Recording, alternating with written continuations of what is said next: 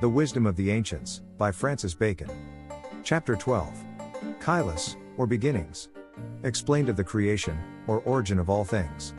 The poets relate, that Caelus was the most ancient of all the gods, that his parts of generation were cut off by his son Saturn, that Saturn had a numerous offspring, but devoured all his sons, as soon as they were born, that Jupiter at length escaped the common fate, and when grown up, drove his father Saturn into Tartarus, usurped the kingdom, cut off his father's genitals, with the same knife wherewith Saturn had dismembered Caelus, and throwing them into the sea, thence sprung Venus.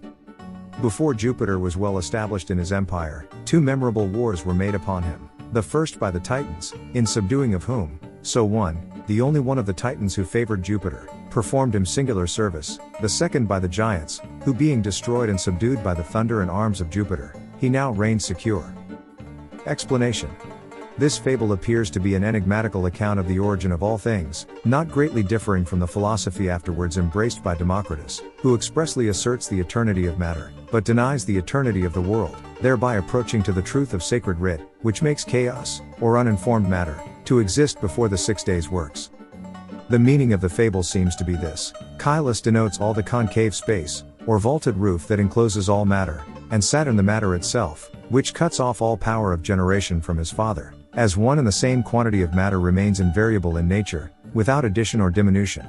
But the agitations and struggling motions of matter, first produced certain imperfect and ill-joined compositions of things, as it were so many first rudiments, or essays of worlds, till, in process of time, there arose a fabric capable of preserving its form and structure.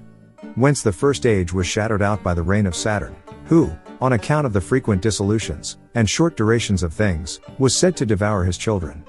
And the second age was denoted by the reign of Jupiter, who thrust, or drove those frequent and transitory changes into Tartarus, a place expressive of disorder. This place seems to be the middle space, between the lower heavens and the internal parts of the earth, wherein disorder, imperfection, mutation, mortality, destruction, and corruption, are principally found. Venus was not born during the former generation of things, under the reign of Saturn, for whilst discord and jar had the upper hand of concord and uniformity in the matter of the universe, a change of the entire structure was necessary. And in this manner, things were generated and destroyed, before Saturn was dismembered. But when this manner of generation ceased, there immediately followed another, brought about by Venus, or a perfect and established harmony of things, whereby clues were wrought in the parts, whilst the universal fabric remained entire and undisturbed.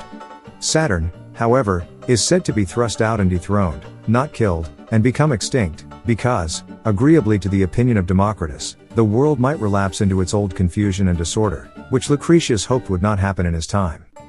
But now, when the world was compact, and held together by its own bulk and energy, yet there was no rest from the beginning, for first, there followed considerable motions and disturbances in the celestial regions, though so regulated and moderated by the power of the sun, prevailing over the heavenly bodies, as to continue the world in its state.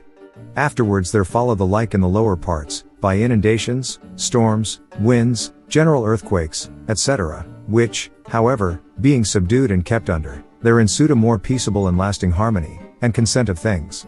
It may be said of this fable, that it includes philosophy, and again, that philosophy includes the fable, for we know, by faith, that all these things are but the oracle of sense, long since ceased and decayed, but the matter and fabric of the world being justly attributed to a creator. The end.